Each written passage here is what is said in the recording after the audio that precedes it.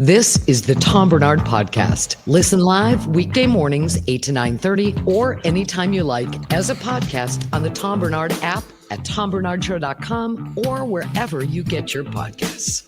We are back, ladies and gentlemen. The last episode of this show. The show will reconfigure and start at 10:30 on Monday. So we'll get that taken care of. For some reason, I think the word got out early that we were moving, and because I went out for a 4-mile walk this morning, and about 99% of people I ran to were crabbier than a son of a bitch.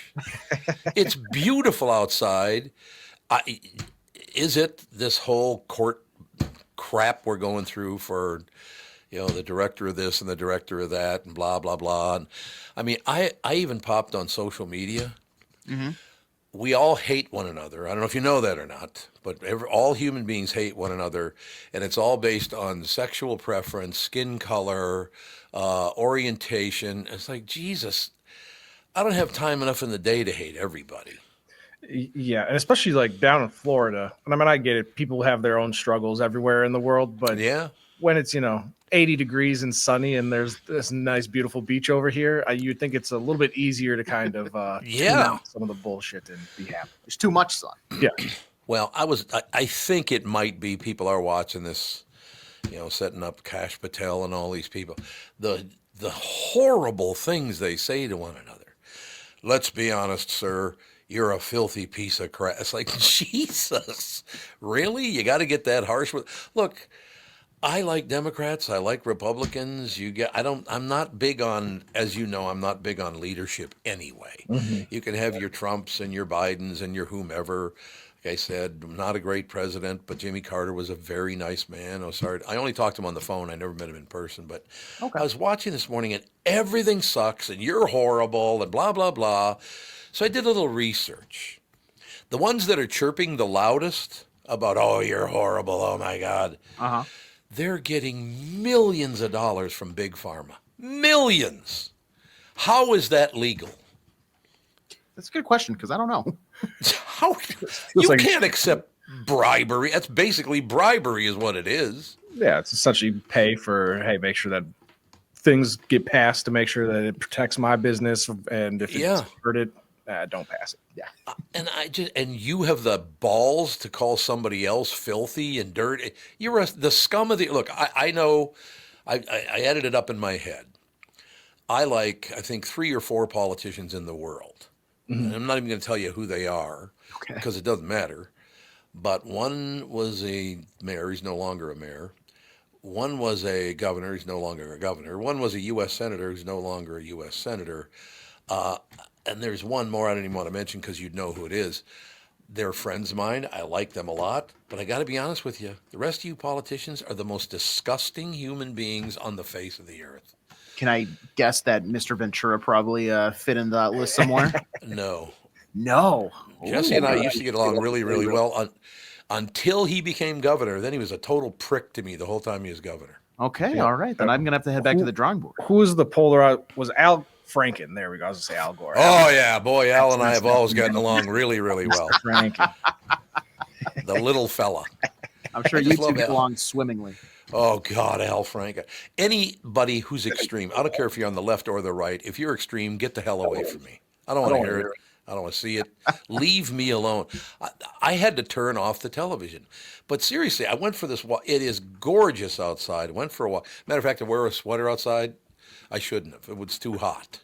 Got a little sweat on? A little sweat going? A little bit, yeah. I mean, I went 4 miles, so I was very, very happy about that. Mm-hmm. I'm about to go back on Livia, and I'll be able to finish that bad boy maybe, I don't even know, midsummer, something like that. The weight has stayed off pretty well, which I'm very, very happy about. I have all kinds, I got to be honest with you, and you guys do the same thing right now.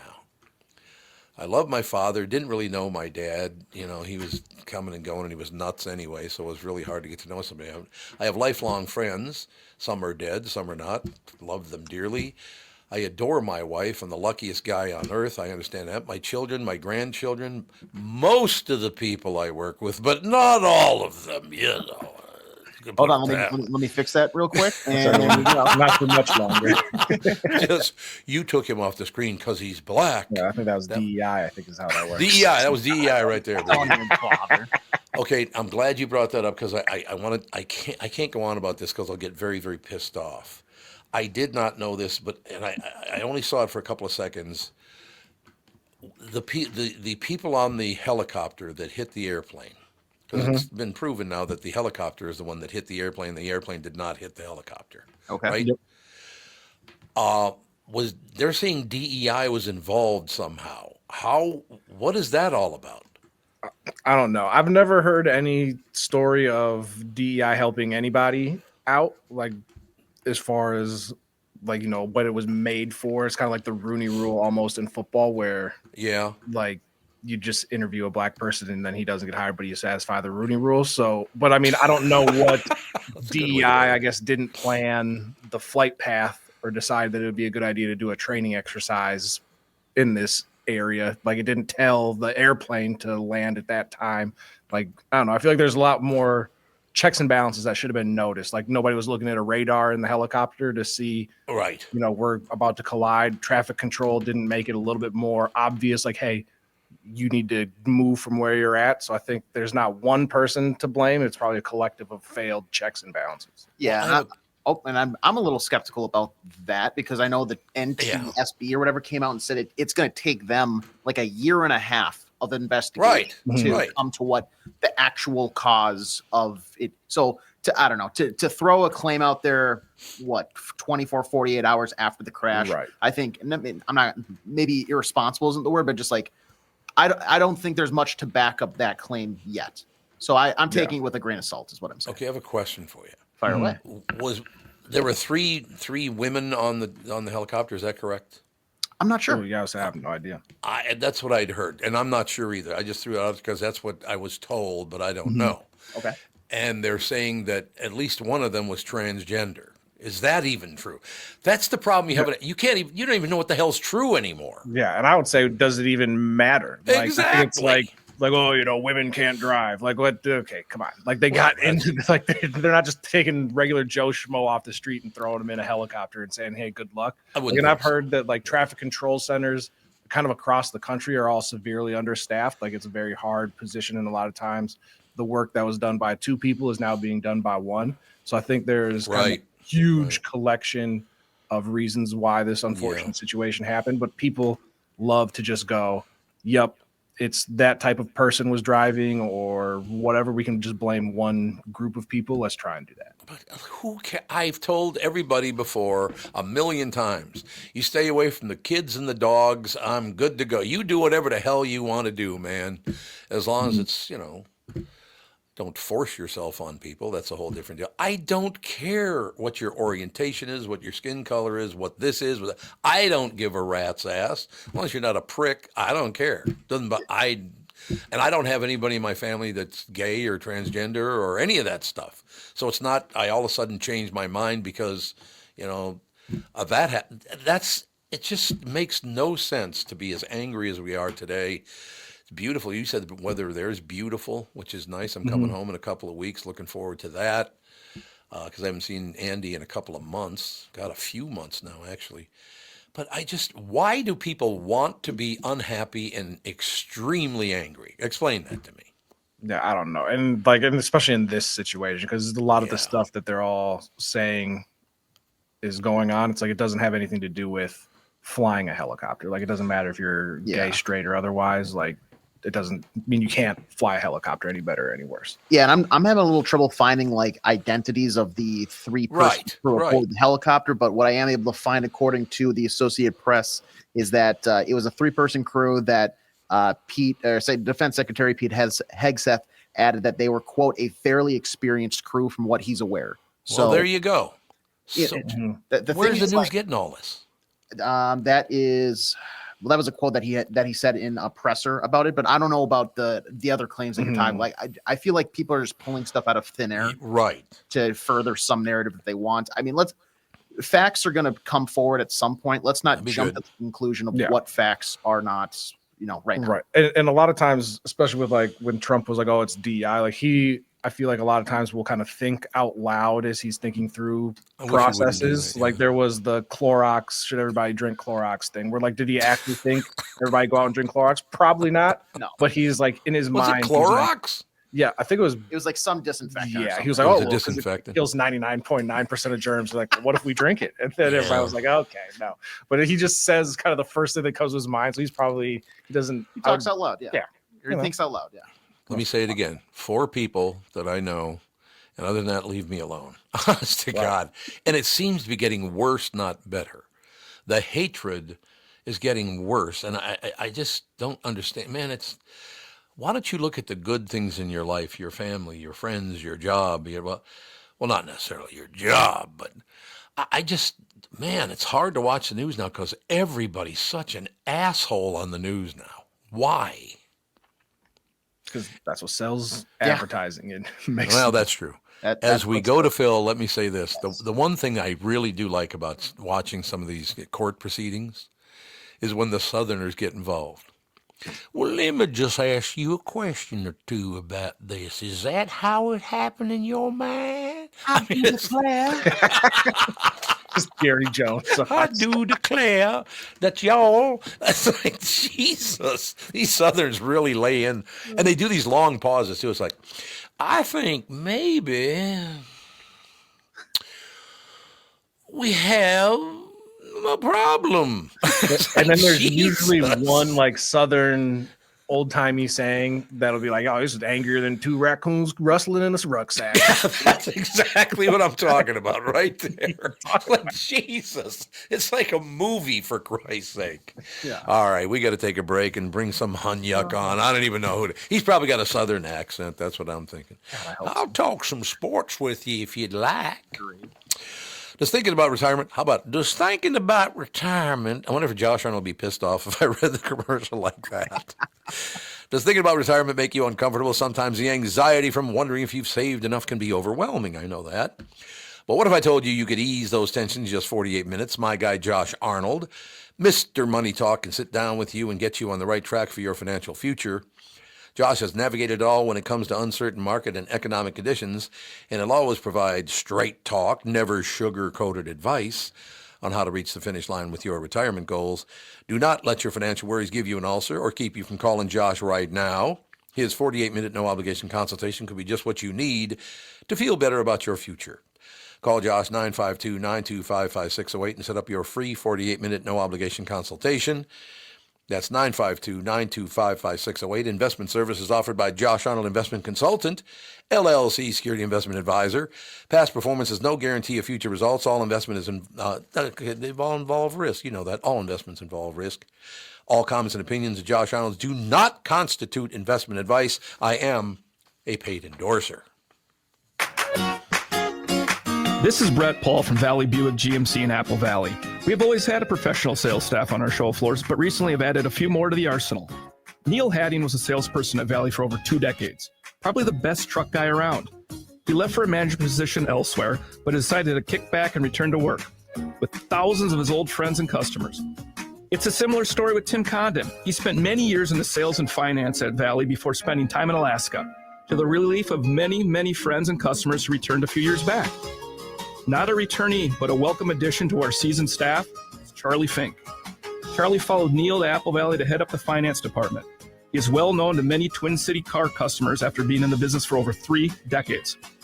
If you're looking for a familiar face or just the face of experience, visit one of these professionals at Jim Paul's Valley Buick GMC in Apple Valley or Hastings, or at valleycardealers.com. Let us take a second to talk about my bank. That'd be North American Banking Company, and it is my bank. By my bank, I mean that's who I do my business with. You've heard me talking about them for a long time now. When they opened in 1998, they made a promise to deliver a better banking experience for their customers, whether your banker, you know them or not, they know you. That's a good thing. While a lot has changed since 1998, this commitment to being a true community bank in the Twin Cities has not. So if you're looking for a better banking experience, why not bank with my friends at North American Banking Company? Go to nabanco.com or stop by any one of their 6 Twin Cities locations. Member FDIC, equal housing lender. You're listening to the Tom Barnard Podcast. Now listen, I had a couple of suggestions this morning for people, and people got a hold of me. And they said they wanted to have this sports guy on. And I said, well, does he meet the criteria? And they said, well, no, he does not. And I said, well, it's not very wise, then, is it? We should play every time, like during these hearings, when like Tommy Tuberville comes on or something. Yes. Oh, yeah. Wherever we should play the Deliverance banjo riff. You know. It's so funny because you get the Southerners, then you get the Northeasterners.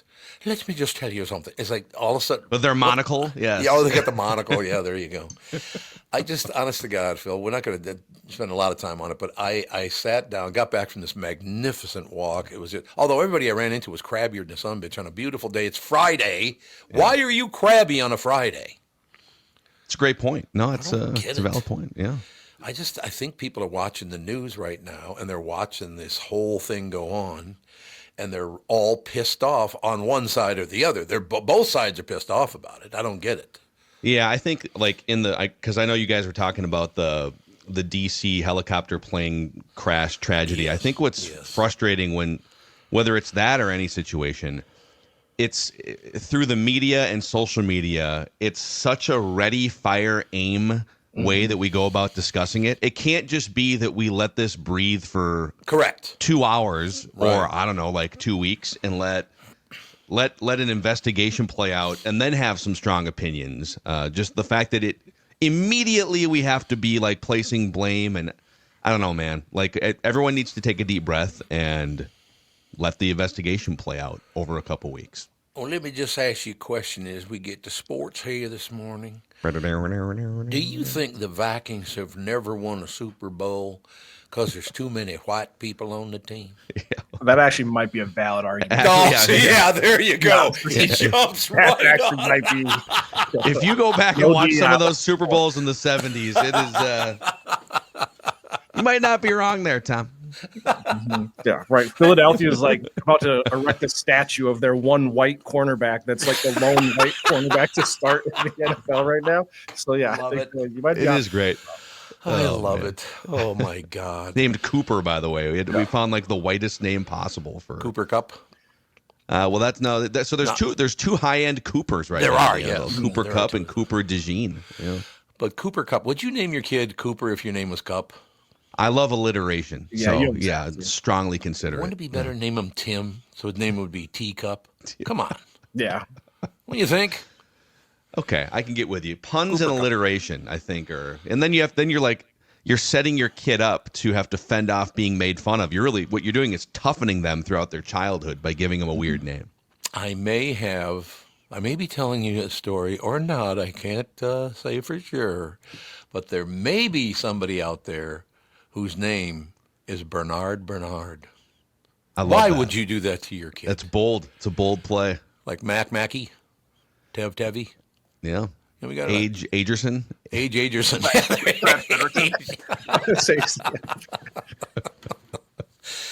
God, I went for a walk this morning, Phil. Just a beautiful day. Got 4 miles in. I'm happier than hell. Feel really, really good. About 98% of people I ran into are crabbier than a sumbitch. Most of them wouldn't even make eye contact with you. Yeah. Why is everybody so upset? Are they watching the stuff on? What channel is it?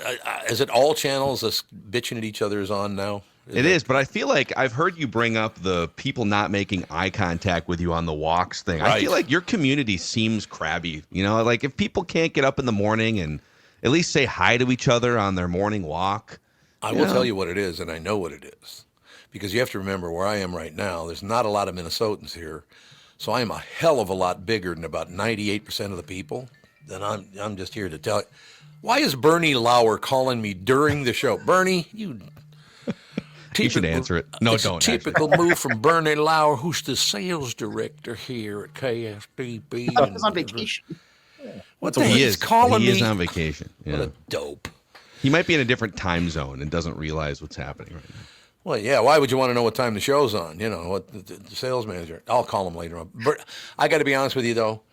Bernie is one of my favorite guys I've ever worked with. He is a great guy to work with. I hope he can't hear this. Well, he can go back and listen on demand. He didn't answer the phone. Yeah, I could do that right now. No, I just I want to do I called him last night about a business question. It's not that big a deal, but Bernie, I really do like working with Bernie. He's very straight ahead, no bullshit. I like that. Other than the fact that he has no idea what time it is. That's other than Bernie's that. one flaw. He has no idea he has no concept of time. Okay, you said he's on vacation? He was at least the last couple of days. Yeah. Okay, well, let me do my impression of why Bernie didn't answer his phone last night. Ripping shots at a cabana. That's why he didn't answer his phone last night. Picturing him in like a Super 8 hotel. Glug. So anyway, Mr. Mackey, you said you're going to do some sports this morning. It says right here on the document. That's right. But we haven't heard a single thing about. Do you not like sports? Listen, I know that I know that the Southerners love the National Basketball Association and the Utah Jazz in particular, but our Timberwolves have caught fire here recently. So it was very tumultuous. They had a lot of kind of ups, downs, roller coasters. They won back-to-back. They have back-to-back in Phoenix and Utah, a little West Coast swing. And they are now 19-11 in their last 30 games after a bad start. And they are climbing up. They're within a game of the 5th seed in the Western Conference.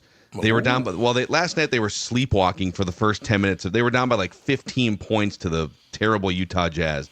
But they wind up winning by 40-point swing in that game last night to win by 25 points. And the best part is they're now, because of injuries and sickness, they're now finally playing the young. They have all these young, talented players that have just been sitting on the bench while they play like an 8-man rotation.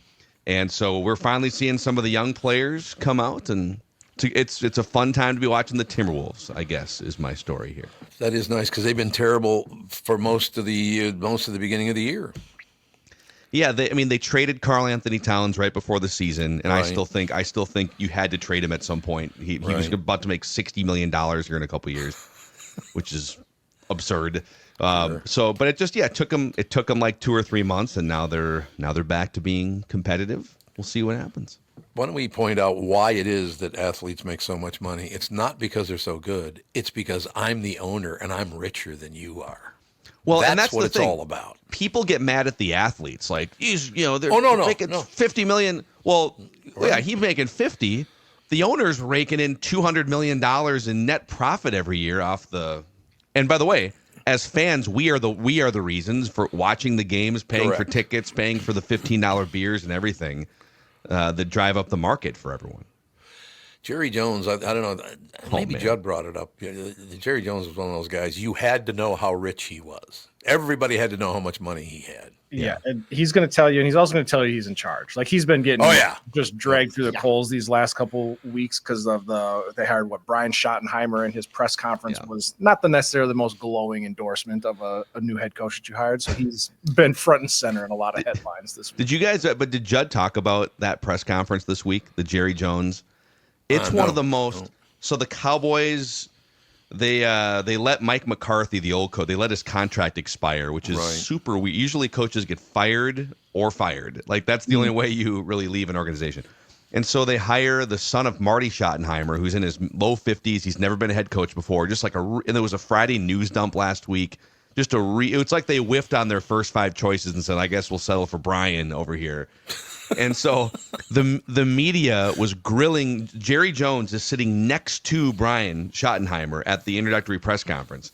And the media is grilling Jerry, like, why would you let Mike McCarthy walk? Why would you not go make a bigger splash hire? Why would you not interview some of the top candidates? And he said, he got really defensive. And he said, if you think I don't think outside the box, you are dead wrong. He goes, and he points over to Brian. He goes, this is one of the riskiest hires I've ever made in my career. And he's like, guy's never been a head coach before. It's like, Jerry, I don't think you're helping yourself with this explanation. Right, yeah, maybe. At one point he was like, everybody said he's just an assistant, never be a head coach. It like made him like essentially list all the negative things that everybody's ever said about him. And then he goes, but now he's our head coach. And he's our guy. What are they going to say now? What, Jerry? Like, you didn't say anything nice about him. Like, poor Brian. He's going to be fired in a month. No question. I know we got to go, but I got to bring this up just for you, Phil. There's no question about it. There's a very high-end restaurant that's about a mile or two from where I'm sitting right now. Very high-end. And every time I used to go in there, back when the New England Patriots were winning Super Bowl after Super Bowl, Robert Kraft would be in the middle of the bar, surrounded by, other than Catherine Brandt, my wife, 10 of the most beautiful women I've ever seen. He was just surrounded by these women. Right. Well, they were all wearing short orange shorts and crop tops, Tom, right? Those Hooters are high end down there, I know. Yeah, that must be what it was. The massage parlor. Robert Kraft does love 2-for-1 appetizers. I know that. Yeah, so there you go. Robert Kraft. Oh, there you go. I don't know. But, Phil, it's been a joy working with you, and maybe you could pop on once in a while as a guest on the new time. That'd be great. Would love it. It's been super fun the last 2 years. I'd say whenever there's big sports things and you need a heavy hitter with some strong takes, you know who's got 2 thumbs and some strong takes. You call this guy right here, Tom. Yeah, well, we got to stay in touch, no question, because it's been a great 2 years. There's no question, and I just, it kind of, one of the reasons, one of the big reasons I'm moving the show is because my children, one of them, they have different things going on. So I love working with my kids, and in order to do that, I had to move to 10:30 to 12:30. So I'm a little heartbroken that you are prioritizing your children over me. There's no question. But I will get over it in due time. And thank you because the last 2 years, I know I've listened to your shows throughout the years, but it's really the first time that we've ever met in person and chopped it up on the radio or on podcast, and it's been a blast. And thank you for the time on your show too, Tom. Appreciate you. I would like to think there was one asshole on the show, but I just can't think of one. They're all really, really good people. Besides AJ, but Besides AJ. Oh, you know what? You just did, and it's not AJ, but you just did make me think of one prick I worked with on the show, but we'll talk about that another time. Tough guy, I think too. I know who you're talking about. Gee, do you think so? Okay, get the hell off the show before I get sued, you pill. All right, see you guys. A lot, pal. Take it easy. We'll take a break. Be right back with Lednerb. Lednerb's on again today, isn't he? SKOR Lednerb. Yeah, SKOR Lednerb is going to be on right after this. Oh, wait a minute. I got to do a live show. Somebody's not doing I've completely lost my mind here. We're all thrown off because of SKOR Lebner. SKOR Lebner. Well, the thing about it is I don't even think about this, but I'm having so much fun right now with it that I forgot. I even forgot to pull it. Talk amongst yourselves, because I got to find the. Oh, that's all right. I got to find the commercial. Here, I did find it right here because I like these people. And I like the state too. Well, it's a great town. South Dakota, one of the most business-friendly states in the country, and there's no better place to settle down and take advantage of those incentives than in Sioux Falls. As the state's largest city with a metro population of over 290,000, Sioux Falls has low business costs with a high quality of life. There's no state, corporate, or personal income tax, no inheritance tax, and no limits to what your business can achieve. So here's the deal. I used to travel when I was a Capital Records. Used to travel to South Dakota, all over South Dakota, all the time. It was a wonderful place to be. Beautiful stuff. I mean, we talk about some of the cities, Sioux Falls being the one in this situation. If you've never been to Sioux Falls, you need to get there, because in the summertime, there's always this magnificent breeze. So it's never like really, it's warm. It's just because of the breeze always that's very consistent in Sioux Falls, South Dakota. You would love it there. You'd love the tax friendliness. And they're hardworking people too, a lot of healthcare doctors. Right now, it's one of the most popular places to move to. You know that, because people are sick of paying high state taxes. Inbound state for movers, no question about it. Listed in the 50 best places to live for families. That's Sioux Falls, fastest growing Midwest metro. One of the best places to raise a family. That is a fact. One of the best small cities for Gen Z workers. National 4th top inbound city people move to. So everybody is moving there. How does South Dakota stack up against other states? We rank second in the nation for the lowest cost of doing business, the most business-friendly state, and the best business tax climate. And as South Dakota's biggest city, Sioux Falls is at the center of those benefits. Visit www.siouxfallsdevelopment.com.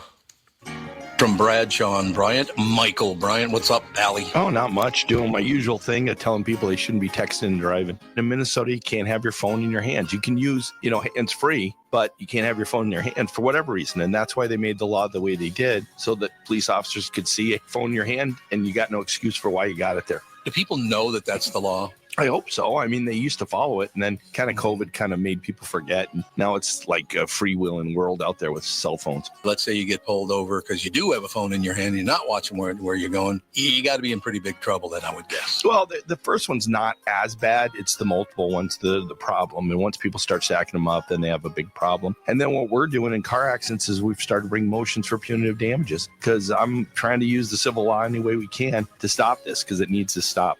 Whenever I'd had any problems in my life, who was that I called again? It was like an MB, something like that. Bradshaw and Bryant. Does thinking about retirement make you uncomfortable? Sometimes the anxiety for wondering if you've saved enough can be overwhelming. But what if I told you that you could ease those tensions in just 48 minutes? My guy, Josh Arnold, Mr. Money Talk, can sit down with you and get you on the right track for your financial future. Josh has navigated it all when it comes to uncertain market and economic conditions, and he'll always provide straight talk. Never sugar-coated advice on how to reach the finish line with your retirement goals. Don't let your financial worries give you an ulcer or keep you from calling Josh right now. His 48-minute no-obligation consultation could be just what you need to feel better about your future. Call Josh today at 952-925-5608. Set up your free 48-minute no-obligation consultation. That's 952-925-5608. Investment services offered by Josh Arnold Investment Consultant, LLC Security Investment Advisor. Past performance is no guarantee of future results. All investments must involve risk. You know that. All comments and opinions of Josh Arnold do not constitute investment advice. I am a paid endorser. This is the Tom Barnard Podcast. Listen live weekday mornings, 8 to 9:30, or anytime you like as a podcast on the Tom Barnard app at tombernardshow.com or wherever you get your podcasts. Usually, Channel 5's Chris Eggert is brought to you by Mr. Money Talk, Josh Arnold. Call Josh today for your free 48-minute evaluation at 952-925-5608. But Chris is busy. He's not around. So, of course, we turn to SKOR Lednerb. Well, thank you very much. I just want you guys to know I was once called the Brian Schottenheimer of SKOR North. Oh, you were? Okay. I didn't understand. I don't know if that's good, if that's bad, but hey, are you in a prison cell? You got a head. No, I blurred my background, so you guys can't see my empty walls and railing behind me. The empty walls and we can kind of see the railing. It's a nice looking railing. I've lived in this place for 3.5 years, and I'll be honest, I'm classic dude. I haven't quite maybe fully furnished like most people would, but it's I don't know. There's just not a lot happening behind me, so I figured I would blur it. Well, the only thing that happens behind me is I just realized I left the TV on this whole time. Nobody's watching it. And well, occasionally Jude might pop in and watch it. Oh, Jude will be popping in. There's no question. I already went out and petted him. That's where I was when I left. I got to go pet Jude. Otherwise, he literally knocks on the door. He comes over and knocks on the window. It's like dogs and cats are great, man. The stuff that they learn and the stuff that they can adapt to our human life is pretty incredible. Here, I'm going to show you something. Yes, sir. For those on YouTube, although it's blurred, so you won't see it super well. Look at that. No, it's good. Sioux Falls, South Dakota, baby. No, it's very clear. It's very clear. I spent 2 years in Winner, South Dakota, opposite of Loser. Winner, South Dakota is south central South Dakota, north central Nebraska. Sorry if anybody's listening from that area. A coworker of mine once coined it where civilization goes to die. I thought that was... I love it there. It's very nice there. I definitely thought that was an overreach, but it does make me laugh. Sure. In hindsight, I enjoyed my time there more than I did in the moment, if that makes sense. I was in my early 20s living in a town of 3,000 people, so it was a definite adjustment. But it's a good time. And Sioux Falls, I know you talk about it on the show. It is a very underrated city. It's very nice. The whole state is, look, if you've never been out to Mount Rushmore, get off your ass, but drive out. Don't fly out, because the drive is magnificent. Yes. You ever done that? When you get to like Mount Rushmore in the Badlands, it's beautiful. But I'll be honest, between about Sioux Falls and a town called Chamberlain, South Dakota, it's a whole lot of nothing. But Chamberlain is gorgeous. Yes. You come down that hill on Highway 90 into Chamberlain by the Missouri River. It's honestly, it's I don't know, 3 to 5 minutes of zen. It's just gorgeous. And Chamberlain is a great little town in South Dakota off the river. So there is my unofficial public service announcement for the state of South Dakota. SKOR Ledner did bring you a few very quick news stories. One, you guys maybe talked about it a little bit. Just an update on the plane incident on Wednesday night. This is from KSTP.com. Yes. Investigators, they have already recovered the cockpit voice recorder and the flight data recorder of that American Airlines or American Eagle plane that collided with that Army helicopter on Wednesday night. I suppose I'm going to try and choose my words carefully here. When you land, or I don't want to say land, but when you're in water that's not super deep, that makes it easier on the recovery efforts to find those things. And they are having pretty good success removing the deceased and notifying next of kin if they weren't already aware. I do want to get this out there. I haven't seen a lot of news outlets run with it, but I definitely trust the source. I saw this from friend of SKOR North, Jessie Pierce. She's on Judd's Hockey Show. She has her own very successful hockey podcast called the Bar Down Beauties Podcast. She shared on X a retweet or a story. Wendy Schaefer, originally from Matamidi, Minnesota, was on that flight, and she passed away. It's unfortunate for everybody, but these are the ones that really kind of hit home, and they're super sad. Right. She leaves behind a husband. She's younger. She leaves behind a husband and children that are 1 and 3 years old. Oh, God. So there is, and I'm going to say this a couple times, there is a GoFundMe setup that's already raised over $220,000. That's great. Right. Mm-hmm. But when you think about what it's going to take to raise those 2 kids, the family, I'm going to guess going from 2 incomes to 1 income, as much as we can fork over in there, I think would be awesome. If you just Google or go to GoFundMe, just search Wendy Schaefer, and it's spelled S-C-H-A-F-F-E-R. Wendy Schaefer, S-H-A-F-F-E-R. Why don't I say that one more time since I butchered it the last time? S-H-A-F-F-E-R, Wendy Schaefer. That'll get you to the GoFundMe page. If you are able to kick in a few dollars, that might be a good thing to do on a Friday to make yourself feel maybe a little bit better. Also from KSTP.com, I think I've talked about this before when I've filled in for Chris Eggert. 1 in 5 Minnesotan families, they say, are currently facing food insecurity. And as you might expect, gentlemen, local food shelves, they're feeling that shortage. So if you can, maybe consider a drop-off to your local food shelf. Easy enough to do as well. Maybe just Google the food shelf near you and make a financial donation so they can take those donations and purchase what they need. A lot of food shelves do more than just, your non-perishable goods. Sometimes it's the toilet paper, the toothpaste, the deodorant, all those other things that one might need to get through a day. So those are kind of the 2 downers, but I do have a fun one for you, Tom, that I think you're going to remember very fondly. Mark, can I say one thing before you do that? Yeah. It's been, 2 days since that collision when the helicopter hit the airplane? Mm-hmm. You're now the second person that knows somebody whose kid or friend or whatever. Catherine went to lunch on Thursday with a couple of women, and during the lunch, the woman got a call.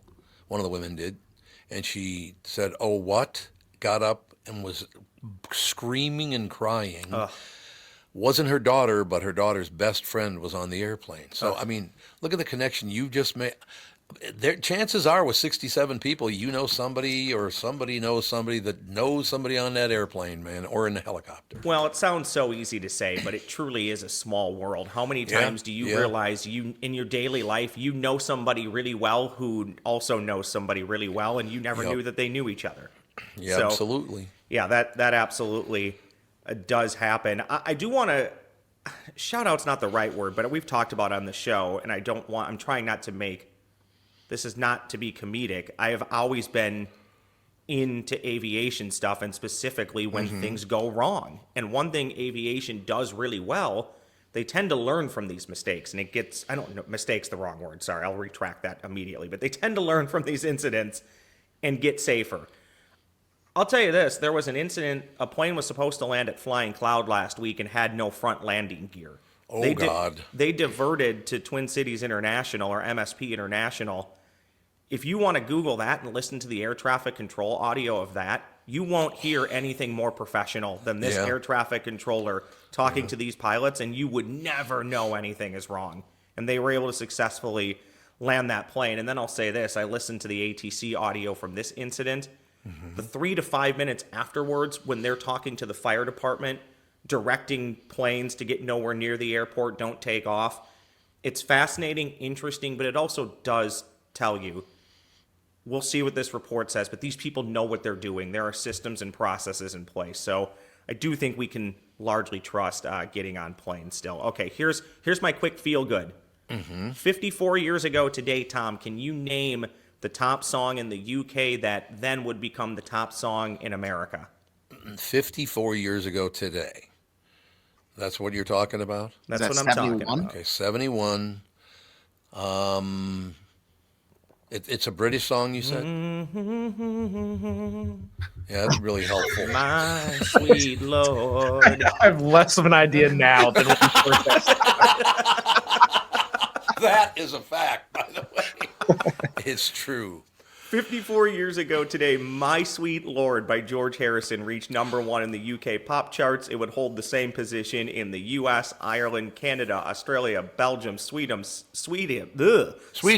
Switzerland, West Germany, Japan, and others. George Harrison was the first solo artist from the Beatles to record a number 1 single. So there you go. That's a great album, by the way.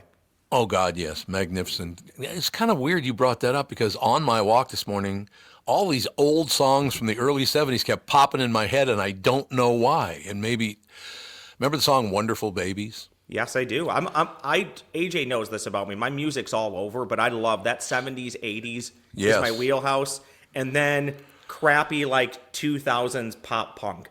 That's my, those are my 3 wheelhouses. Yeah, I'll be sitting at my desk and then I'll just hear like, wow, good tune. And I'm like, what are you listening to, Ross? And it's either going to be like Sublime or Green Day, or it's going to be like George Harrison, the Beatles, or whatever. The scape is massive. We got to close with my favorite line. And he used to come in the studio. Matter of fact, we had him on the morning show and the whole deal, and had him on this show already. But the song Wonderful Babies sounds like it's going to be a great song, but at the end he goes, wonderful babies, nothing good new. The world has gone crazy. I'm glad I'm not you. I mean, what a horrible thing to say to a baby.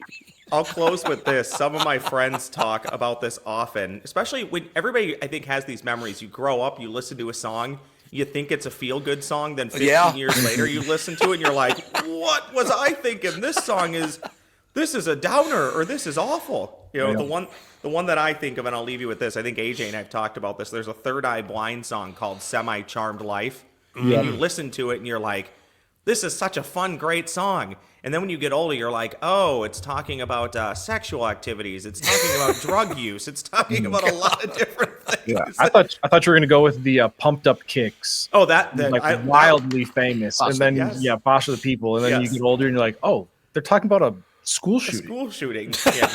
But other than that, other than that, nothing to see here. Hey, Tom, it's been awesome joining this show. So thank you for giving me the opportunity.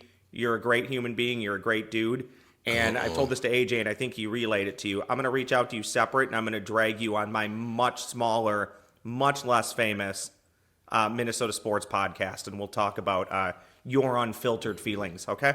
I would love to do that, but I will tell you, Phil, we've already talked about them coming on once in a while, or me popping on theirs. That's the one thing I wish I had popped on their show. That would have been fun. That would have been. But yeah, we'll. Like I said, it's not. I'm staying, with Hubbard, and that's not the whole issue. The whole issue is just. I just decided I didn't want to compete against morning shows. Well, and the beauty of what we do is you can literally adapt any day, and you're still here. You're still doing your thing. So awesome, AJ, Tevin, great to be around you guys. Thank you for letting me come yuck it up with you every now and then, and have a wonderful day. Have a good weekend, boys. You as well. I'm glad I'm not you. No, I had to throw that. You should be glad you're not me. I don't even want to be me, and I am me. I think we're all like that, Pally. We'll talk to you soon, Ross. Thank you. Bye. Yeah, one of the guys is just a great guy. Ross is a tremendous person. If you've never met him, you should meet him because he's just a really good guy. Don't you guys think? Yeah, it's really nice to work with him. He's like genuinely one of the nicest people I've ever met. Yeah, and anybody that has a talent for art, feel free to send some canvases Ross's way for his bare walls, so he doesn't have to. Oh my God. Yeah, there you go. Over to his house so many times, and I'm always busy, but that kind of is exactly what I anticipate. He's like, he always like, I gotta decorate. I'm like, just buy something. Go to Home Goods and buy like the cheapest thing. Mm-hmm. We'll be back. Sandy is up next. Why should your business bank with North American Banking Company? Here's Austin Bartz of Bartz Lawn and Landscape and Bartz Snow Sculptures. I started banking with North American, I think, 3.5 years ago. All the people know me by name. I know them by name. It's fun to come into the bank and actually talk to somebody you know. So I made the switch, and I'm very happy. It's the best bank I've ever been at. So why not bank where I bank? With my friends at North American Banking Company. To learn more about North American Banking Company, go to nabankco.com. That's nabankco.com, or do what I do and stop by any one of their 6 Twin Cities locations. Member FDIC, equal housing lender. The past several years have been the craziest in the history of the car business. The pandemic, supply chain and chip issues, all causing extreme inventory shortages that led to, well, predatory pricing. Some dealers charge thousands of dollars over MSRP. We never played that game. I'm Jim Paul of Valley Buick GMC. We knew that would leave a bad taste in a customer's mouth. More importantly, from an integrity standpoint, it was just wrong. So what about the current market? You know, inventory and pricing. Valley has their best inventory in years. Really all the Buick and GMC models. Even the previously hard-to-find Yukons, HD pickups, and Hummer EVs. Plenty of deep discounts. Many with factory rebates and low-interest financing. Then it's a good time to buy? It's a great time. We're welcoming our previous customers back, as well as anyone else that felt the treatment just didn't feel right the last time somewhere else. Valley Buick GMC in Apple Valley and Hastings, or valleycardealers.com. Car buying without the bad aftertaste. It's time for Bradshaw and Bryant. At this time of year, something that we might not think about, slipping and falling on ice when you're out, or worse, someone slipping and falling on your property. Property owners are legally responsible for maintaining a safe environment for visitors. You can post a caution sign or de-ice the area. Failing to do either and somebody getting injured because of your lack of safety precaution can be considered negligent. If someone does slip and fall and suffers an injury, they have a certain amount of time to file a claim, or you lose your right to collect any damages for your injury. If this happens to you, contact an experienced attorney right away. It's free to meet to go over your case. Contact Mike Bryant of Bradshaw and Bryant at MinnesotaPersonalInjury.com. I hope this never happens to you, but if it does, Mike Bryant is the one I recommend to all my friends and listeners. Find Bradshaw and Bryant, personal injury attorneys at MinnesotaPersonalInjury.com. Seeking justice for the injured. Bradshaw and Bryant. This is the Tom Barnard Podcast. Ladies and gentlemen, please welcome the lovely and talented Bob Sansevere. Hello. What's happening, Pally? Not too much, Tom. It's one of those days. You know, a lot going on. I don't know if you've been following the Senate hearings. It is great theater. I love watching that stuff. You had to bring it up because I did watch a little bit. Everybody is a lying turd on that. All of them. They just do nothing but lie. Is there anybody more hateable than the newest senator from California? Oh, who's that? Oh, come on. You know, what's his name? I don't even like saying the guy's name. Remember, he was the one that started the whole Russian hoax and kept it going. Well, I thought that was Adam Schiff. That's Adam Schiff is who I'm talking about. He's a new senator? He's the newest senator from California, yeah. He was in the House all along. Oh, that's right. He was in the House now he's a senator. I forgot about that. He's a big shot. Good call. Yeah, so. Let me just tell you something, Bob Sansevere. I've seen the kind of things that you were trying to pull. That Kennedy is hilarious, isn't he? Oh, God. He's not part of the Kennedys, though. He's a different Kennedy. Different part of the clan. Yeah, he's another guy talks like this. I just love that. No, I watched a bit of it this morning, Bob. They're the most disgusting pigs on earth. They're all multi-millionaires, but everything sucks. How about RFK Jr. calling out Bernie Sanders for getting more money from Big Pharma than anyone? And this year alone, he's gotten, last year I should say, $1.5 million. For what? And how is it legal that he gets that money? Oh, there's ways. They find Oh, ways. God. These politicians are like I named this morning, Bob. I didn't name any of them, but I have 4 politicians that I still like. Was a mayor. He's not a mayor anymore. One was a governor. One was a U.S. senator. And there's one other. If I name what he was, you probably know who it is. 4 politicians out of all the politicians I've ever met that I like. The rest of them are just disgusting. Well, I mean, obviously, I know who 2 of them would be for sure. You know, the senator and the governor. Yeah, probably. We know it's not Jesse. Oh, AJ thought it was Jesse I was talking about. Yeah. Our 2 guesses are Jesse and Franken. That's those are good ones. Franken. God, I almost spit that out. That was close, man. That Coca-Cola almost came out of my mouth, and that would have been kind of a sin because it would poison the entire atmosphere. It's pretty. Well, I can name them if you want me to. Well, Tim. There's one I can't, but How come? Just out of curiosity. He's touchy about that stuff. Or I said he. It's actually a woman. Hey, well, hopefully it's not Tim Paw. Tim Pawlenty. Yeah. Well, actually, when I became friends with Norm Coleman, he was a Democrat. Coleman was. Yeah. Coleman was, yes. Yeah. So Norm Coleman, Tim Pawlenty, and Doug Anderson, who was the mayor of northwestern town I used to live in. Let me put it that way. He's not the mayor anymore, but Dayton, Minnesota. Well, no, he wasn't. Anyway. Yeah, he was Dayton, right? Well, then whatever. I lived in Dayton, but I think his part was different part. No. But really, really good people. There's no question about it. And then the other one, I think the only reason I can't mention, because they asked me not to mention them, is because they don't want to be associated with me. Well, that's understandable. It might have something to do with it. No, I've liked. Oh, wait. It was a former mayor, did you say? Yeah. Sharon Sales Belton. Yeah, that's exactly right. Well, and the thing about it is I didn't think about this.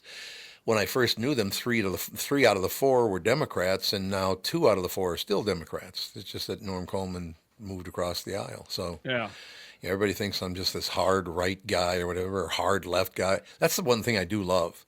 I can walk down the street, you leftist son of a bitch, you rightist son of a bitch. It's like I can't be both. It's not possible. You have to walk right down the middle of the street. Yeah, that's what I'd be yelling at. I'll tell you though. I mean, because I got to know the governor when he was governor, Tim Pawlenty. He's really a good guy. He's a great guy. And when you talk to him, I mean, he's been on my show. He interviewed Chuck, and he told the great stories about him and Herbeck and their epic battles with bubble hockey. Bubble hockey, baby. Yeah, that's what it's all about right there.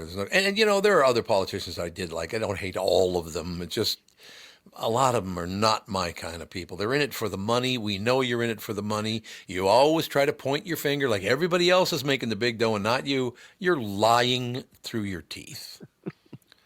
Ugh. Well, all right. I'll give you a couple of sports little nuggets here. I like it. And, I give credit to the Star Tribune. I didn't realize that the Vikings had the oldest team in the NFL this year. Now, guys like Harrison Smith didn't help. Right. But still, I mean, that's a bad sign going forward when you're playing in the division with the Packers, who are the youngest team in the league. And then, Kansas City and the Eagles, they got some young, very talented players. Mm-hmm. Where are they going to make up the ground? They don't have any draft picks. So how do you get younger? Yeah, I don't know. Just a couple of draft picks going in. What, I have 4 this year? So, and but meantime, the coach is getting, I think Sporting News gave him Coach of the Year, and he won another one. Was it the Pro Football something or other? Gave him one. And I got to be, Tom, I don't dislike the guy at all. I think he's a good guy. I think he could be a good coach, but I do think he is flawed. And I think his flaw is his ego. He has to, he never made adjustments from the Detroit game and from the Detroit game to the Rams game. Yeah, right. I mean, how do you not in the course of a game or from one week to the next? Because and my belief is he truly believes and that's why I made the comparison last week. He's the present day Denny Green or modern day Denny Green. They think their system is so good that if they run it right, nobody could beat them. Yeah, I love that you brought up Denny Green because I used to run into him all the time at Cookhouse recording commercials because he cut commercials for the Vikings and all that. And every time I'd walk in those studios and he was coming out one of the studios, oh, look, it's It's Tom Barnard. And then he would just walk past me.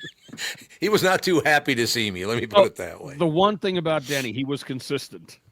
You Yeah, knew that's where true. he stood on everything. Oh, there's no doubt about that. Yeah. And Is he still around? No, he died years ago. I thought he did. Yeah. That's Yeah. weird. He died pretty young. He then, died didn't very he? young. Yes, he That's did. what I thought. Yeah. When you think about it, just it's a shame he died as young as he did. Much like, Puckett. Look how young Puckett said he'd never hit 50, and he didn't. He didn't. But the way he took care of it was almost self-fulfilling. Yes, indeed. Unfortunately, It self-fulfilling. is unfortunate because what a player. No he question. Was. So And then what? we're good. I'm sorry. No, I'm just going to ask you quickly. What? Anything good coming up we should know about? No, Like Tom, I'm planning a big Pro Bowl party. If you all want to come, Were you locked into like the skills competition? You're watching it is the dopiest freaking thing ever to have to call it a Pro Bowl and they're playing touch football. It's stupid. You want to have your little dopey skills competition? Go ahead. But you know what? Open it up to the entire league. Let teams, come in as a team to do these things. It's just stupid. Yeah, because the Pro Bowl, what it used to be, was bad. Nobody tried, but this somehow feels worse. Like, and if you're gonna do 7-on-7 games and all this, let the linemen participate. Like, who cares at this point? Like, it's just it's all just a mockery of the. I want to see a 4x400 relay with only guys over 300 pounds. Yes, that would be fun to watch. Because some of these guys got a little bit of kick to them. They can go. I don't want to see this. I don't want to see Tyreek Hill. Yeah. I want to see the big guy, the 380s. 380. That's a big one. As you go, Bob, I have to ask you a question. When are you on the new show? Because nobody ever tells me anything. According to Dougie, Monday, Wednesday, Friday. And what time? 11:15. Well, I got to put up with you that early? Now we can go earlier or later. No, I'm sure it'll be wonderful to have you. I think you and Eggert are going to kind of share the same deal, bouncing back and forth. So that'll good. Whatever works, Tom. I'm just, I'll sound like Brendel there. I'm thrilled to be a part of it. And I've been thrilled to be a part of your shows for the last 35 plus years. 35 years. I've had to work 88, with I you. think was the first one. So what's that? Who's better at math than I am? It's longer than 35 years. It's like 37 years or something. A long time. Are you talking about you weren't on the first year of the KQ Morning No, Show, God, were you? no. Passover and I years in. started the same time. Oh, there you go. Okay. That makes sense. Yeah, so Jeff and I both started at the same time. All right, we'll talk to you on Monday then, 11:15. I live for that moment. Fellas, it's been great. You Thanks, two Annie. kids, wonderful. I'll give you the tip of the cap. All There right, you have it. Thanks, see Bob. you later. All right, bye. See you, Bob. Bye-bye. Till we meet again. Could you just get rid of him for Christ's sake? Get out. Leave Get out. Just goodbye. See you later. See, I'm not going to say this when he's still on the show. I love Bob Sansevere, but I would never want him on to hear that. Oh, he's You know gone. what I mean? He's long gone. Good. Thank God. Timmy Lammers is up next. Does thinking about retirement make you uncomfortable? Sometimes the anxiety for wondering if you've saved enough can be overwhelming. But what if I told you that you could ease those tensions in just 48 minutes? My guy, Josh Arnold, Mr. Money Talk, can sit down with you and get you on the right track for your financial future. Josh has navigated it all when it comes to uncertain market and economic conditions, and he'll always provide straight talk. Never sugar-coated advice on how to reach the finish line with your retirement goals. Don't let your financial worries give you an ulcer or keep you from calling Josh right now. His 48-minute no-obligation consultation could be just what you need to feel better about your future. Call Josh today at 952-925-5608. Set up your free 48-minute no-obligation consultation. That's 952-925-5608. Investment services offered by Josh Arnold Investment Consultant, LLC Security Investment Advisor. Past performance is no guarantee of future results. All investments must involve risk. You know that. All comments and opinions of Josh Arnold do not constitute investment advice. I am a paid endorser. Why should your business bank with North American Banking Company? Here's Austin Bartz of Bartz Lawn and Landscape and Bartz Snow Sculptures. I started banking with North American, I think, 3.5 years ago. All the people know me by name. I know them by name. It's fun to come into the bank and actually talk to somebody you know. So I made the switch, and I'm very happy. Best bank I've ever been at. So why not bank where I bank? With my friends at North American Banking Company. To learn more about North American Banking Company, go to nabankco.com. That's nabankco.com, or do what I do and stop by any one of their 6 Twin Cities locations. Member FDIC, equal housing lender. You're listening to the Tom Barnard Podcast. Ladies and gentlemen, Tim Lammer is brought to you by Bradshaw and Bryant, personal injury lawyers seeking justice for the injured. Contact Bradshaw and Bryant at minnesotapersonalinjury.com. Timmy. Is it the truth that when you're talking about Denny Green, you were walking out of Cookhouse, as you mentioned? I was walking into Cookhouse. He was walking out. Walking out. Yep. And he said under his breath, "Goddamn KQRA." Yeah, KQRA. Goddamn KQRA. No room for crybabies. No room for crybabies. No room for crybabies. Denny. Yeah. That he passed away, man. That's sad. I mean, it really is. No, young guy. And that whole "they are who we thought they were" thing. I mean, come on, man. It's high entertainment right there. Yeah. So I don't want to talk about the Vikings. We talked about the Vikings earlier this week enough with Kostaki and all that stuff on the family. And let's put it past this. And I totally agree with Bob about the Pro Bowl. What the hell? What a joke. Yeah. They weren't even trying when it was a Pro Bowl. They would just stand up. The linemen, they would just, instead of going for a blocked punt or a kick or whatever, the linemen would just stand up. Yeah. Nobody wants to, I get it. Nobody wants to hurt themselves. There is no stake in that game. So what the hell? Why even bother? So anyway, today is my last day with the Tom Barnard Show on KQRA. No. KQRA Part 2. KQR. I just first of all want to say that speaking of crybabies, my wife says you'll probably cry, and I wrote a note to the Facebook crowd the other night, just because my Facebook presence grew exponentially because of that morning show. Because this fella named Tom Barnard gave me this opportunity 11 years ago. And I ended it with a Dr. Seuss quote, which was, "Don't cry that it's over.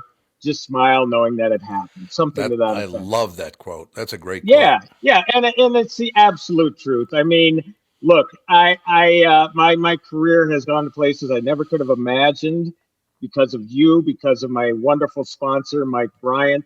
So, Tommy and I, we spoke on the phone, and I told you, I told Mike, I told Bob Sansevere, everybody I've talked with, and the Facebook folks as well. I have nothing but great love and respect for you. And man, it's been a hell of a run. 11 years. That's a lifetime for a lot of broadcasters, baby. Within 7 days of my life, the last 7 days, that's the second time you made me tear up today, and Josh Arnold's mother made me actually tear up badly. Yeah. God gave me a kiss on the cheek and a hug. 97 years old. And Holy smokes! I just started weeping, man. It was so sweet. Yeah. But no, I mean, look, I've 99% of the people on this show I've really enjoyed working with, and all the rest of it. And yeah, once in a while you're going to run into an arrogant prick. That does happen. It's not that big a deal. But no, it's been a great experience. And we're going to kind of listen to you cackling up a storm.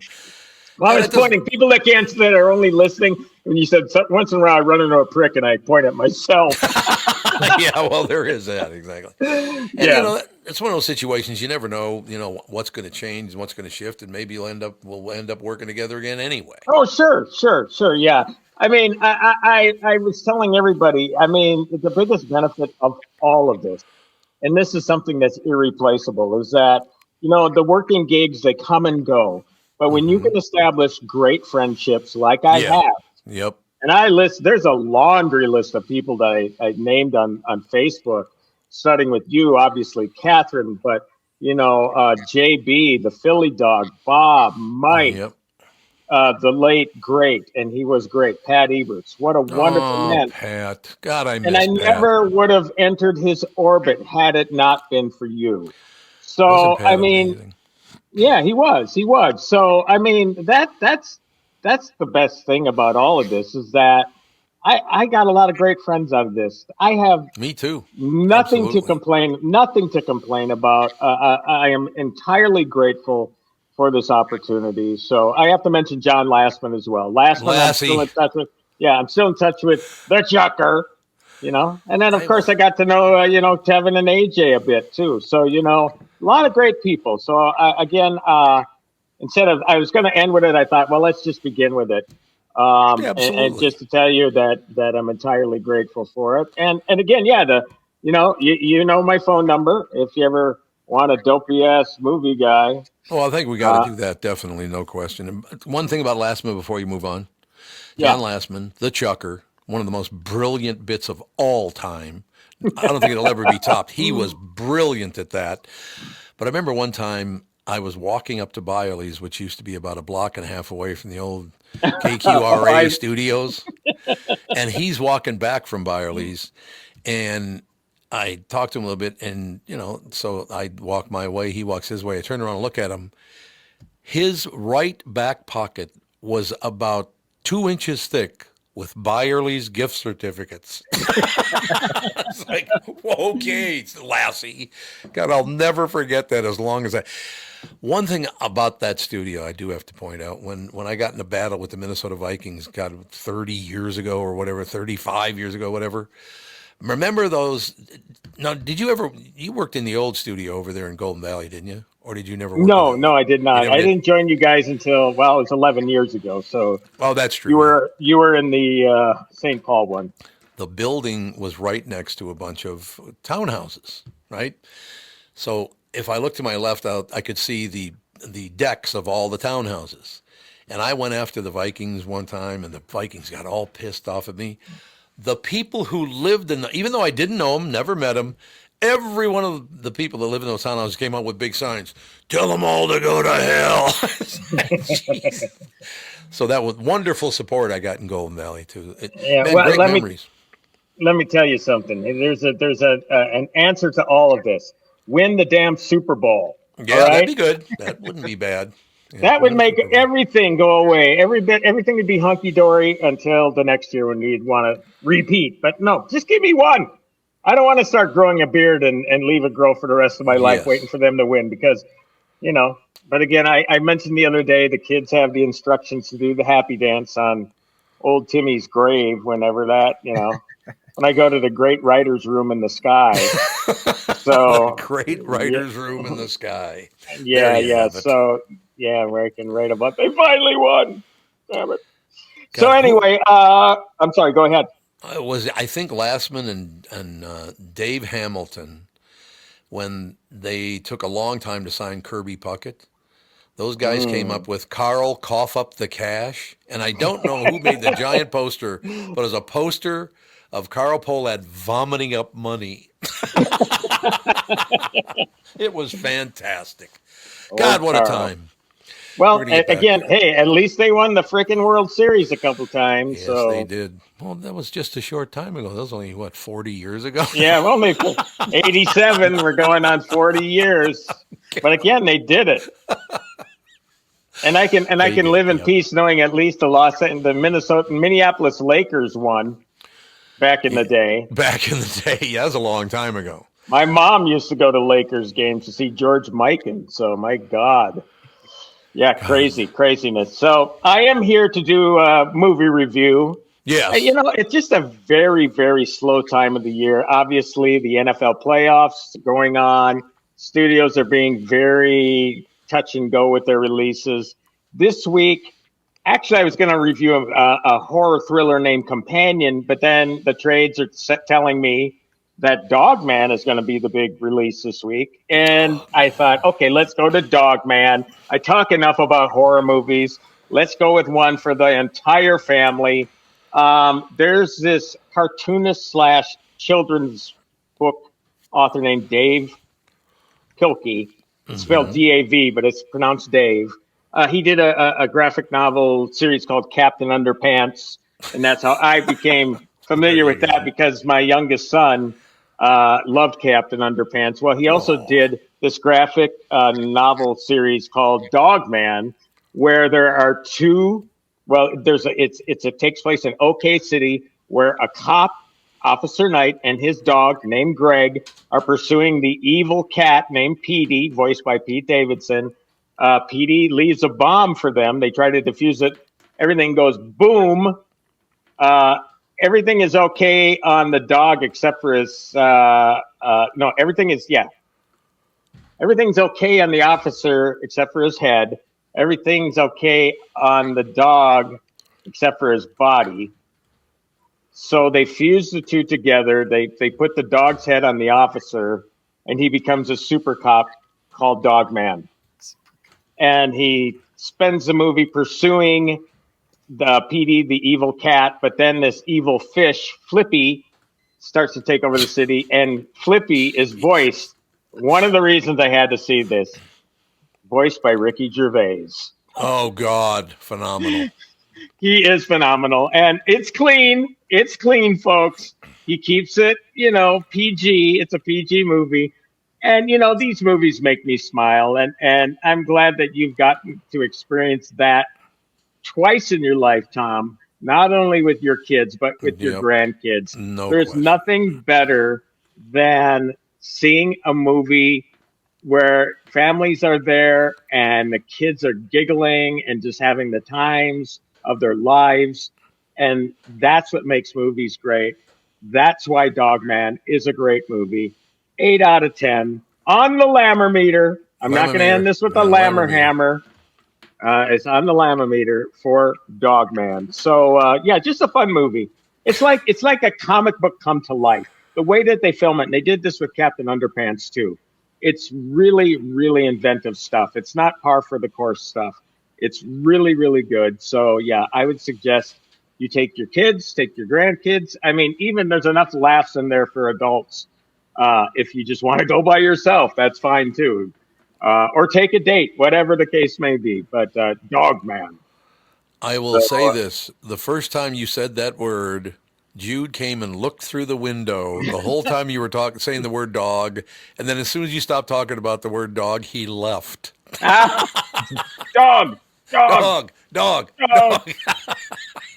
He's probably being fed right now, so good luck. I'm being neglectful here. This is a good movie for dogs, too. Yeah, there you go. Obviously, I couldn't take my 2 dogs to see the movie, but maybe when it comes on home video, maybe I'll watch it with my dog. So, all right, Kelly, we'll work together again. We'll figure it out. It'll be wonderful. Yeah. Again, thank you so much. I mean, and again, nothing but grateful. And on Facebook, and I'll say it here again right now, please keep tuning into your show, man. You're the greatest. You've always been the greatest. And if I could end this appearance with my favorite quote from Sean Connery. Love it. Are you ready? Mm-hmm. You're the man, dog. I remember when you're the man, dog. You're the man, dog. Like, really? People are thinking it's shaken or stirred or something like that. It's you're the man, dog. No, you are the man, dog. You are the man, Tommy. I loved working with you. And again, obviously, I'll bug you on the telephone and stuff like that. But again, we'll work again together at some point. There's no question. And by the way, you said the word dog, and there he is again looking in the window. You're the man, Jude. Jude, you're the man, dog. So Kevin and AJ, it's been real. Thank you so much, guys. You've been terrific. And hey, man, if you ever need a reference, give me a call. Seriously. I love it. For you guys. And Tommy, I'm not sure you'll need a reference, but if you do. Oh, I definitely do. No question about it. Oh, please, one last plug. Forbes.com/sites/Tim Lammers. I'm writing like a madman on there. Please check out my work on Forbes. We'll get it done. We'll talk soon, pal. All right. Thanks Cheers. a lot. Ladies and gentlemen, Tim Lammers brought to you by Bradshaw and Bryant, personal injury lawyers seeking justice for the injured. Contact Bradshaw and Bryant at MinnesotaPersonalInjury.com. That's MinnesotaPersonalInjury.com. The lovely and talented Kristen Burt is up next. It's time for Bradshaw and Bryant. At this time of year, something that we might not think about, slipping and falling on ice when you're out, or worse, someone slipping and falling on your property.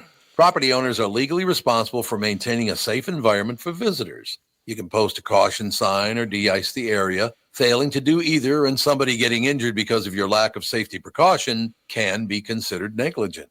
If someone does slip and fall and suffers an injury, they have a certain amount of time to file a claim, or you lose your right to collect any damages for your injury. If this happens to you, contact an experienced attorney right away. It's free to meet to go over your case. Contact Mike Bryant of Bradshaw and Bryant at MinnesotaPersonalInjury.com. I hope this never happens to you, but if it does, Mike Bryant is the one I recommend to all my friends and listeners. Find Bradshaw and Bryant, personal injury attorneys at MinnesotaPersonalInjury.com. Seeking justice for the injured. Bradshaw and Bryant. This is Brett Paul from Valley Buick GMC in Apple Valley. We've always had a professional sales staff on our show floors, but recently have added a few more to the arsenal. Neil Hadding was a salesperson at Valley for over 2 decades, probably the best truck guy around. He left for a manager position elsewhere, but decided to kick back and return to work with thousands of his old friends and customers. It's a similar story with Tim Condon. He spent many years in the sales and finance at Valley before spending time in Alaska, to the relief of many, many friends and customers who returned a few years back.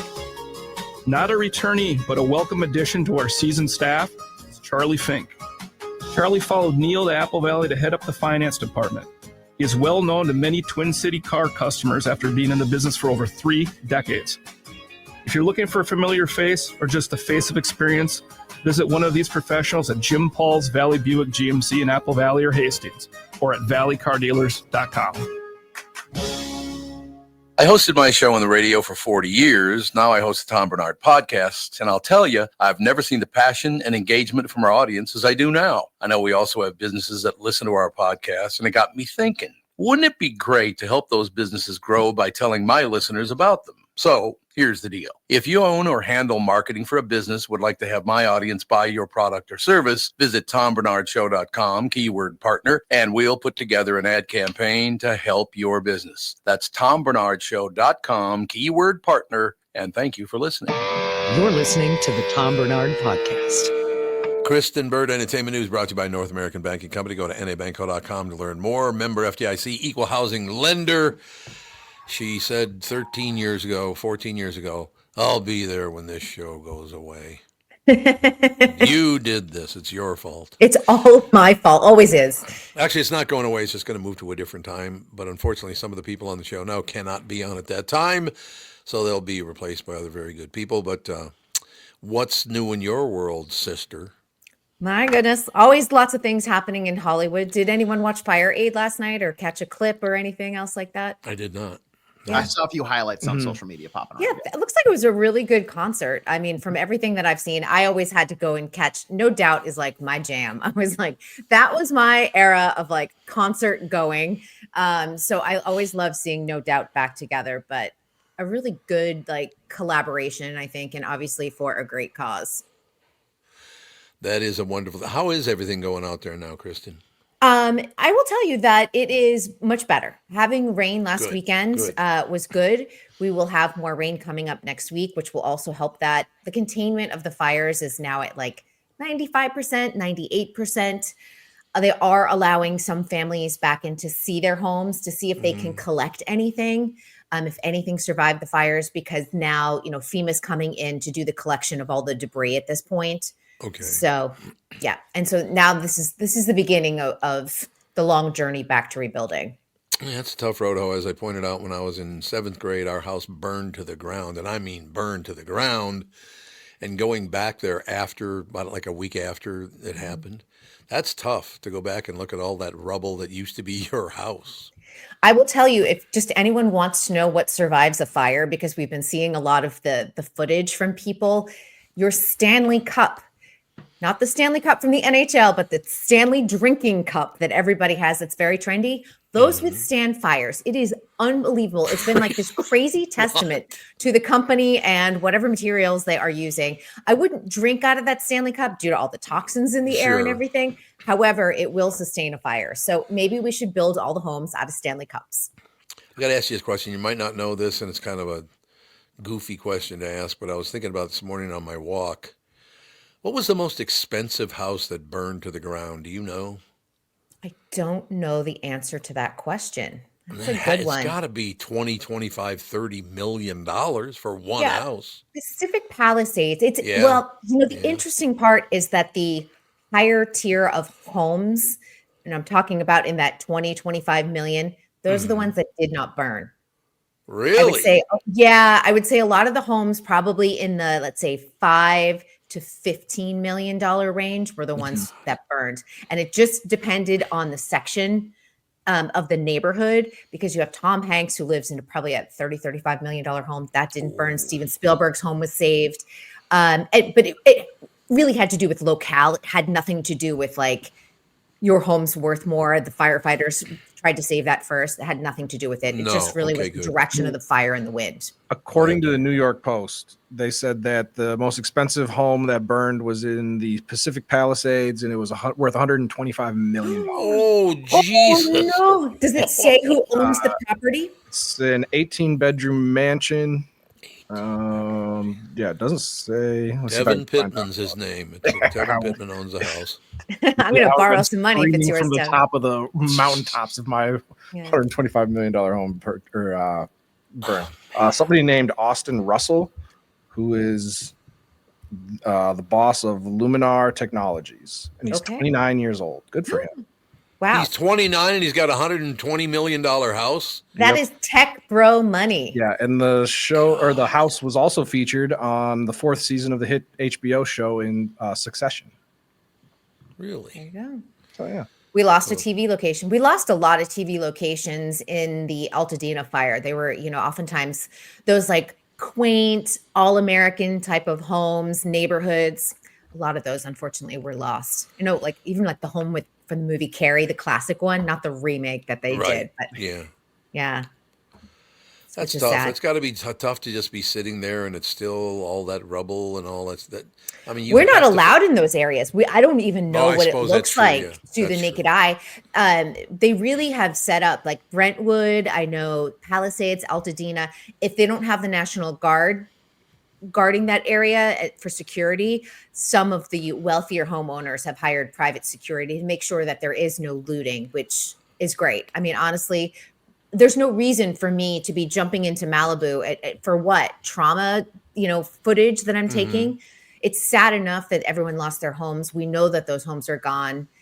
Eventually PCH will open up again. We'll be able to drive that area. But for now, it's about the families and getting whatever they can out of that area, and insurance adjusters being able to come in and do their work. It's just amazing. 62 years later, where I lived and our house burned down, that's still an empty lot after all these years. We've seen that in the Wolseley fire, 2018. Things did not rebuild. I know if you talk to some people in Northern California, areas of Florida don't rebuild after a major hurricane and their home gets wiped out. You get to the point where you're like, is this worth the expense to rebuild?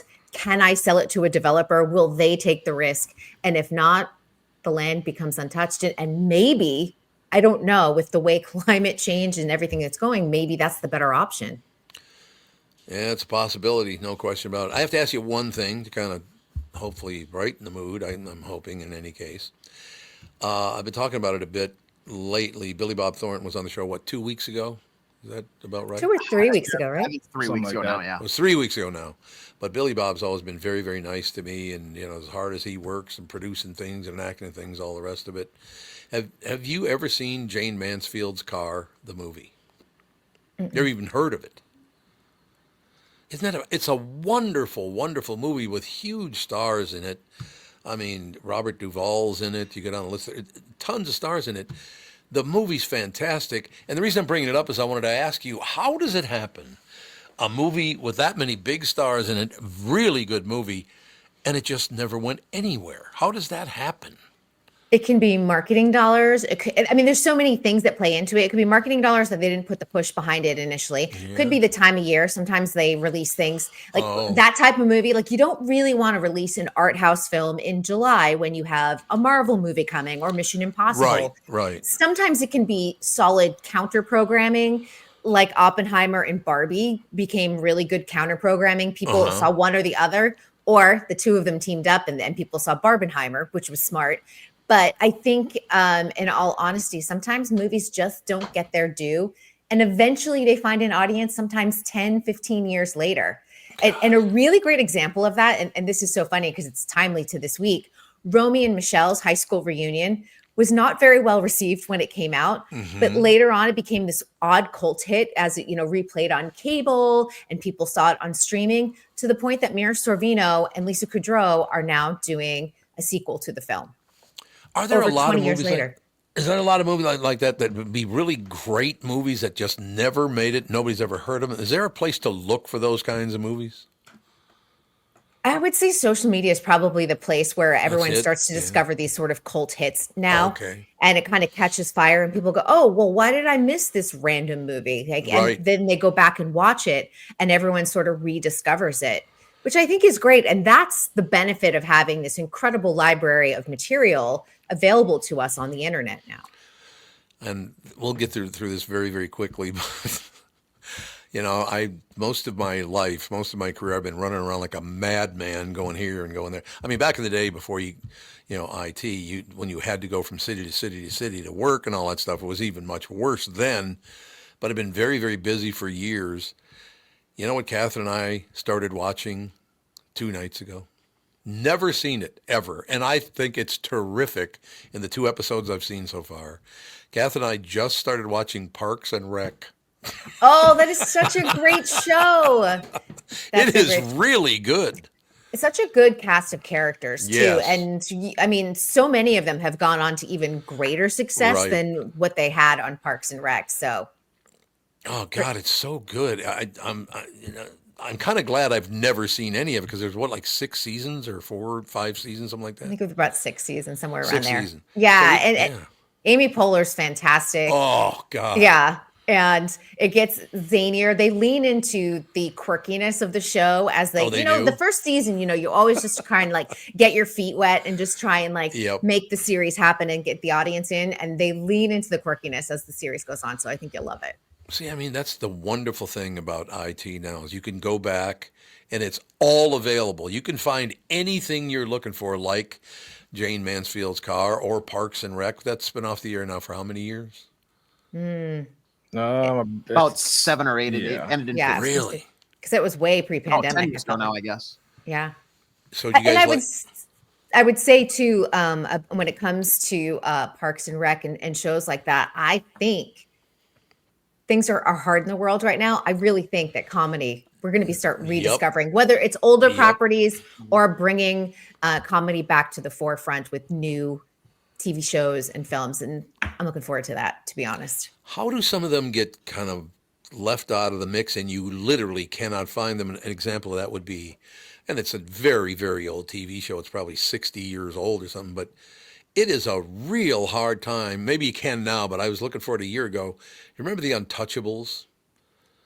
About the FBI. I think they were in... The movie? That's Kevin Costner, right? Mm-hmm. No, this was the original TV show that Kevin Costner made the movie about later. But it was a TV show, really. Robert Stack starred as the lead in it.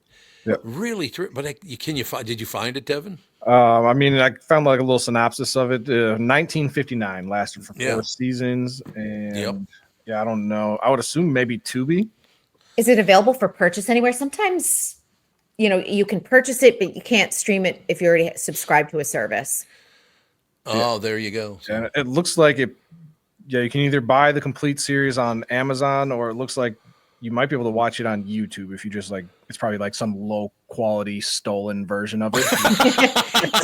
Off of a VHS tape, so it flickers. A lot of flickering going on. Some shows too that don't see the light of day, it comes down to music rights and things like that. That can often be a big issue. It was why Moonlighting was not seen for decades and decades and finally saw the light of day last year. But they had to go and replace a lot of the original music because they no longer had the rights to it.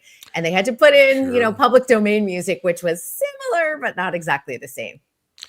Isn't that amazing? It's always about the money, isn't it? Well, I mean, the artists deserve to get paid for their work. And I think that is why if you watch any reality competition show, like a singing show or a dance show, obviously using music as part of the component to the competition, it's why you don't see reruns. You can't go back and watch, season 1 of American Idol. Mm-hmm. all those music rights were for a short amount of time. And, the internet lives on forever. So I understand why the music industry said, hey, if you want to use this song again, you have to renew the rights. I think that's fair.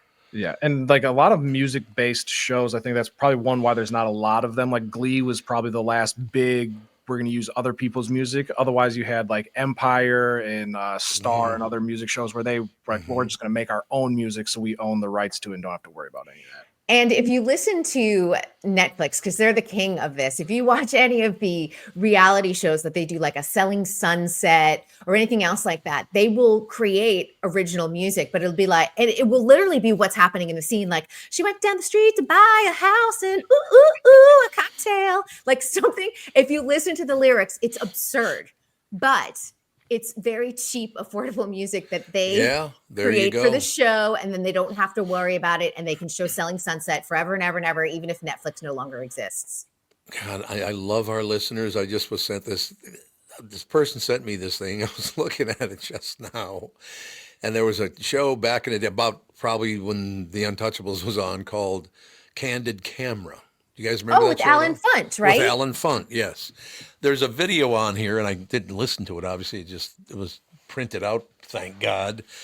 Alan Funt is interviewing, it looks to be like 6 and 7-year-old kids. Mm-hmm. He tells them he can predict what they're going to do for a living when they get older, so they're all very excited when they go in. And he's talking to this kid. He looks to be about maybe 7 years old. Maybe he's 8 years old. And Alan Funt says, yes, I know exactly what's going to happen in your life. I know what you're going to do for a living. You're going to love it. When you grow older and get out of school, you'll become a shepherd. Can you imagine telling a 7-year-old you're going to have to wander around with a staff? The whole deal. I actually, that sounds very peaceful and calming in this crazy world. I'm like working. Well, with that's sheep true. Sounds lovely to be out in a farm right now. Be a shepherd. Are there any shepherds anymore? Probably not. I wouldn't think so. Maybe in New Zealand. Oh yeah, I'm sure there's got to be somebody that owns a ranch that has hundreds of acres, and they're like, yeah, I have to wrangle up all my sheep. Like Ireland, they still do like wool sweaters there. They're probably not with the staff and like because they have to.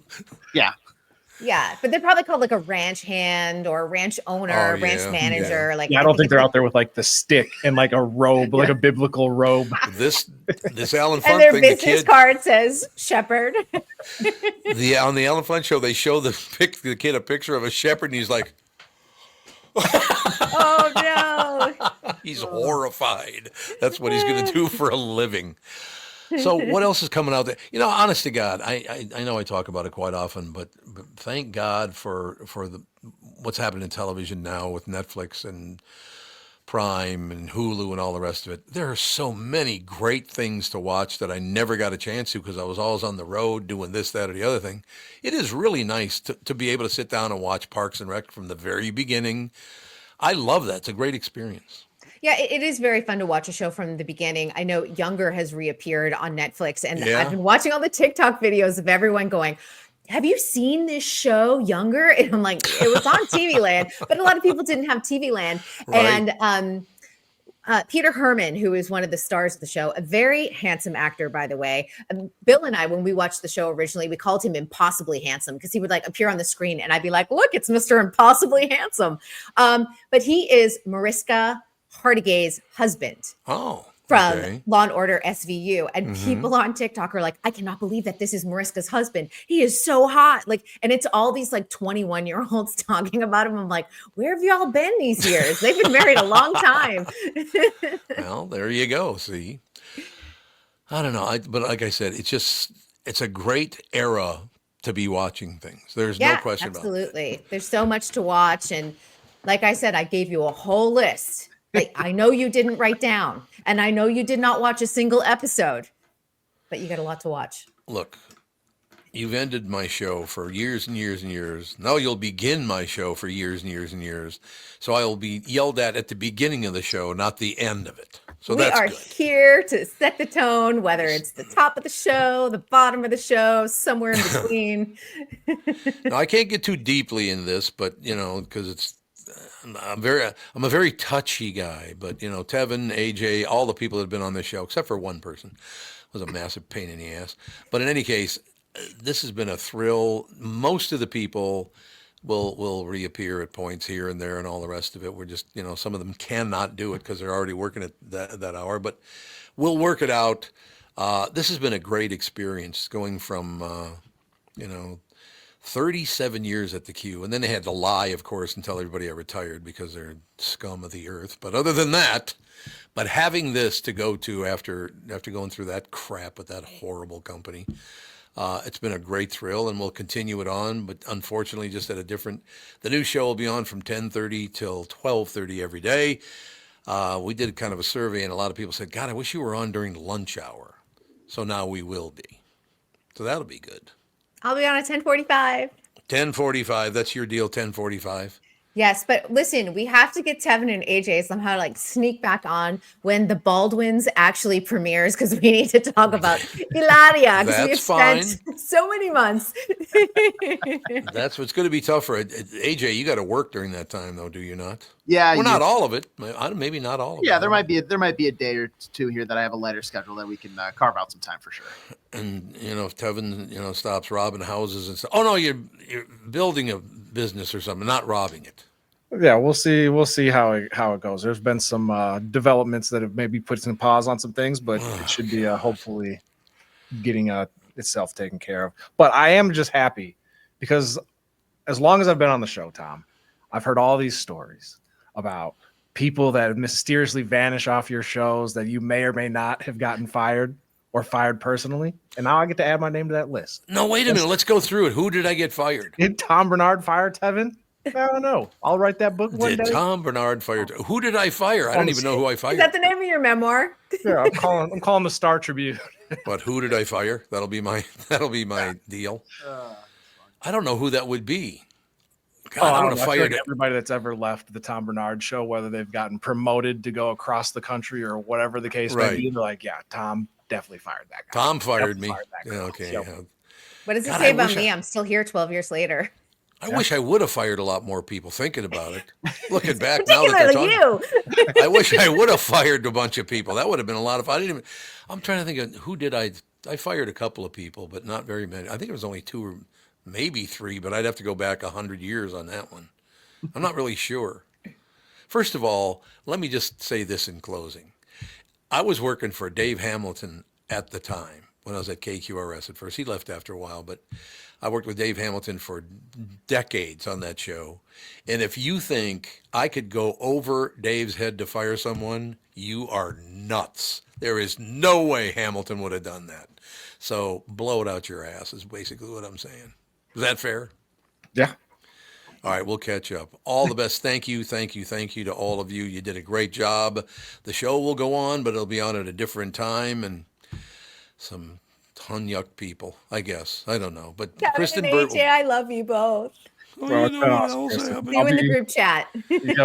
We'll be keeping it alive because we need show recommendations and, like I said yesterday, Hollywood tea. So. Spilling all the tea, yes. Okay, let me try this. Tevin, AJ, you fired. There, you can tell everybody I fired you. Have a great day. Thank you. Bye.